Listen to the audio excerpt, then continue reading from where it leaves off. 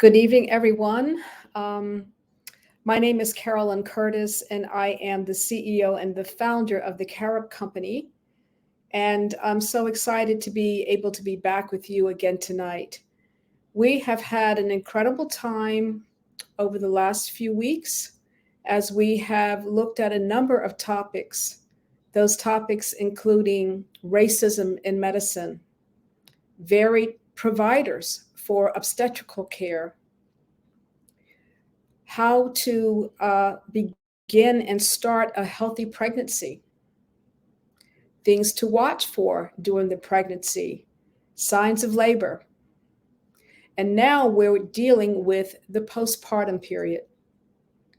Last week, we talked about the normal changes that you can expect for mom during the first 6 weeks after she's had the baby. This week, we're going to talk about normal changes that you can expect with the newborn for the first 6 weeks. And it will be such a joy to watch this baby grow. Over time, you're going to see the baby grow not only physically, but also developmental changes that the baby will have. So tonight, we're going to talk about what to expect in the first few weeks after the baby is born. So lots of families want to know, can the baby see? Can the baby hear?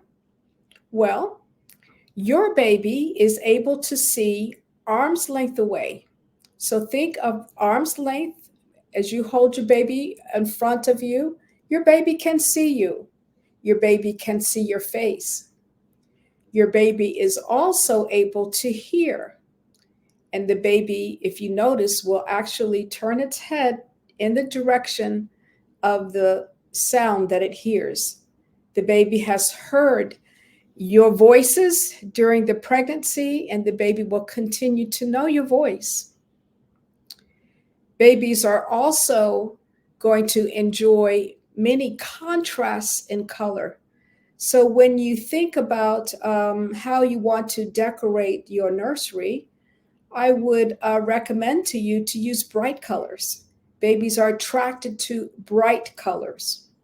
When you think about how far down to hang the mobile for your baby, keep in mind that your baby is only able to see arm's length away. So you don't want to have the mobile hanging way, way high up. Bring it down closer. That will be your arm's length away from baby's face, and that will give the baby the ability to see that. Interestingly, babies like faces more than other shapes. And so if you show other shapes, the baby is going to prefer your face over other shapes that might be around the baby.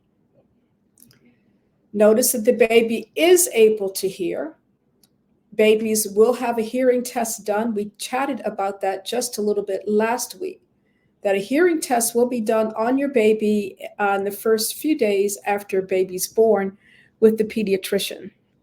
So if you were to notice that the baby does not seem to hear, then you need to be watchful of that and bring that to the attention of your pediatrician if you continue to have concerns about that. Now we're going to work from head to toe, just like we work from head to toe with mom. We're going to walk from head to toe with baby. Now, when babies are born, their heads might seem like they're a little misshapen. Keep in mind the pelvis, the baby has to turn and fit through this pelvis. And so therefore, the baby's head will maybe have a little bit of an elongated shape or a little bit more of an oval shape. That will work itself out in time. That's just normal. That's how the baby needed to kind of fit through the pelvic area and through the vagina, all of that.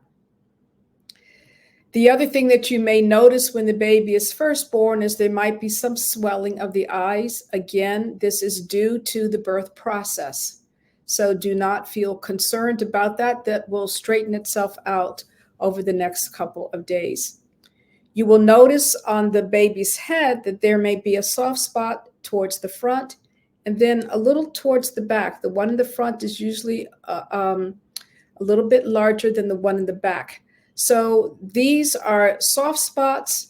Again, this allowed the scalp to be able to form and to shape itself as the baby moved through the pelvis. So those are normal things. That soft spot is very tough skin. You do want to, of course, be careful with your baby. Totally be careful. However, you can still shampoo over that area. When you shampoo your baby's hair, you want to just massage to be able to loosen up any dead skin cells. It's important for you to shampoo your baby's scalp, massage the scalp so that you don't get what's called cradle cap, okay? Now, the other thing that we may look at is the skin itself, the overall skin itself. When the baby is first born, it has what's called a whitish coating known as vernix caseosa. And that is the best skin protectant and lubricant that you can buy. I mean, you can't even buy vernix, but it is the absolute best. And as we talked about last time, a lot of families will say, please do not take this off of my baby. It also has antibacterial properties. So if there were any little microscopic openings of the skin as the baby moved through the birth canal, then the vernix helps to provide healing. So some families will say, just leave the vernix on. No, don't wash it off. Just leave it on, and it will come off in time, okay? The other thing that to notice is that the baby overall will generally lose a little bit of weight after it's born, and this is very, very normal. Why? Well, when the baby was inside of you, you did all the work. You kept the baby warm. The baby was not eating. The baby was drinking, gulping. Baby does have bowel movements inside, which we don't want to see. That's what we would call meconium staining, when the bag of waters is discolored with a greenish color. So babies are not normally having bowel movements inside.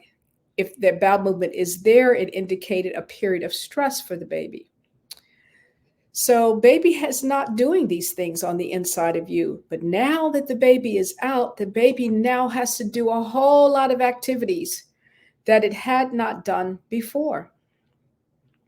These activities are going to include keeping itself warm. Baby is now eating, needing to digest, needing to poop, needing to do all of these things. And this takes up energy, and energy will use and burn up calories. So the baby will have a little bit of a weight loss. However, it should gain that weight back within a couple of weeks, okay? So don't be overly concerned. Know that this is a normal thing. If, you know, with your feeding of the baby will be able to gain its weight back. The other thing to also now look at is baby's feeding. We also talked about how the baby's stomach is small. Therefore, baby is not going to be able to take down 4 ounces or 6 ounces or 8 ounces of a bottle. The baby's stomach is small. They're little ones. And as their stomach, since their stomach is little, they can only take in so much. So they will be feeding every 2 to 3 hours. So you all will lose sleep because this baby is going to wake up and the baby will want to eat. And in a couple hours, this will be the same thing again. But this is normal. Again, the baby's stomach is small. It can only hold a few ounces at a time, and a few ounces being maybe 2 to 4 ounces initially, maybe not even 4. And then again, the baby will wake up, want to eat again. This process will go on as the baby begins to grow and the stomach gets to be larger. Then you will start to then have longer periods of time in between each of the feedings. It's normal for babies to sleep a lot. And what do I mean by a lot? Babies will sleep anywhere between 14 and 17 hours a day when they're little. And then, of course, as they grow and get older, beyond that 6 weeks a period of time, They will be able to sleep for longer periods. One is they don't have to eat as frequently, so they can sleep longer. So that's something to watch for, is the baby will sleep. Now, if you're having trouble waking up your baby, then that will be a concern to bring towards your pediatrician. I want to also say is that if your baby, particularly newborn, goes over a period of time, 3 hours, don't be afraid to wake up your baby to let the baby eat. We want to regain back that weight that the baby has lost at the time of birth. And so we want to regain that. So don't have the baby sleeping for 4 hours and not having had anything to eat in the first few weeks. Over time, that's not going to be a concern. And you can check with your pediatrician in regard to this advice. Now, the thing that I want to talk about too is with bowel movements. The first few bowel movements that the baby have will be a very dark greenish, somewhat of a tarry bowel movement, sticky. That is called meconium. And as the baby is eating, breastfeeding, or with bottle feeding, however you're choosing to feed your baby, I will tell you that I'm an advocate for breastfeeding. You will notice that there will be a change in the stool color and consistency. It will turn from this darkish color to a yellowish color stool. And for babies that are breastfed, sometimes that stool may be more softer. Let's see. So these are things to watch for with your baby's stool as well.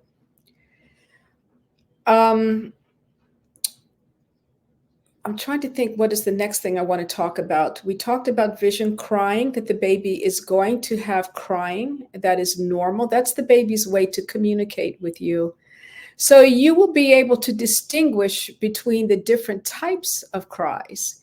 You will be able to know if your baby's crying because your baby is hungry, if your baby just wants attention, or if your baby has any hurt. And as a parent, you will be able to notice those differences. I wanted to talk about umbilical care, and this is very, very important. This is to take care of the umbilical cord after the baby is born. After the baby is born, the umbilical cord will have a part that is remaining, and you need to take good care of this. It is possible for the umbilical cord to actually get infected, and we do not want that to happen. When you bathe your baby, you will basically be using a gentle soap. Please do not use any antibacterial soaps. We should not be using antibacterial soaps for ourselves. Why is that? Because if it is, you can actually create a resistance to bacteria by using antibacterial soaps for yourself and definitely for the baby. And those antibacterial soaps also have more stuff in them. Your baby's skin is fresh. Your baby's immune system still needs to be further developed. And so you want to just use a very gentle, mild soap and water for your baby's bath. You can get more information on how to bathe your baby when you have some classes on newborn care. But for the umbilical cord, when you clean your baby, you want to look at the bottom part of that umbilical cord where it's going to be attached to the skin. You want to, after you've bathed your baby, you want to clean that area 3 times a day with alcohol. Use some alcohol on a Q-tip or alcohol on a cotton ball and just dab it around. Do not pull or tug on that umbilical cord at all. What you will notice is that this umbilical cord over time will dry up and it will drop off on its own. And this might take about 2 weeks for that to happen. You want to do the alcohol application about 3 times a day. You want to make sure that when you have the diaper on your baby, that you place the diaper folded down underneath of the umbilical cord so that there's room for circulation and air to be in that area. You do not want to see bleeding. You do not want to see any sort of discharge. No odor. If you have any of these things, bleeding, discharge, or odor from the cord site, umbilical cord site, then you need to be in touch with your provider. So these are, the other thing too is temperature. Your baby's temperature should remain normal. If there's an increase in the baby's temperature, what is an increase in the temperature? If the temperature is above 100.5 is the temperature. You want to be in touch with your provider.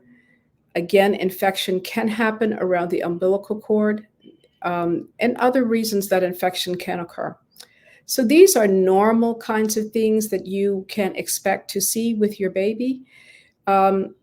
Be aware that if you were to have your baby at home or have your baby in a birth center, often what usually happens with that care is that there's a home visit that is done by the midwife, where they're coming in and checking on mom and baby. It's also possible that you also can have a nurse practitioner or pediatrician who may make home visits. Now, that's going to be a great luxury, and it will be hard to find, but it's possible that there may be some who will do home visits. If not, then you will need to take your baby to the pediatrician if you've had your baby at home or in a birth center within a few days after you've had your baby. So these are the normal things to expect. And this is what I have for you tonight in terms of newborn care. I'm excited to let you know that I'm going to be launching my coaching program called Mastering Pregnancy and Birth. I will be having free webinars on Tuesday, tomorrow, Thursday night, and Monday night of next week. Please invite your family and friends to participate. I will put the registration into the description of this video. I look forward to seeing you all with that. I'm very excited about this program. I have worked very hard, and this program is meant for those who are planning pregnancy in the future, those who may currently be pregnant, for family members so that they can provide you with support during your pregnancy and postpartum period, and for doulas and other birth workers. And what this coaching program will do, it is not a childbirth education class. It will help to get you ready to know what to expect, to help to understand your own health, your health risks, to make sure that you understand your options for providers and locations for where you want to have your baby, to help you to understand your insurance, to see what your insurance covers. It may cover many things that you're not aware of, and you can be cutting yourself short for services that you could be receiving. And also to help you to have a birth experience that you really want to have in terms of who would be there with you from family or friends. Again, the location of your birth, even the different sorts of things that you might want. So that there can be a safe but a joyful birth experience for you. So again, if you have liked this video, I'm going to ask you to like and subscribe. I have a lot of viewers, and I would love to have more of you as subscribers. So please take the time, hit that subscribe button. It takes a second, really just a second. And tell your parents, tell your girlfriends, boyfriends, aunts, uncles, nieces, nephews, cousins, colleagues. Thank you so much for your time. And I look forward to seeing you in the webinar tomorrow night, 8:00 p.m. Eastern Standard Time. The link's in the description. Thank you so much. Have a great evening. Bye-bye.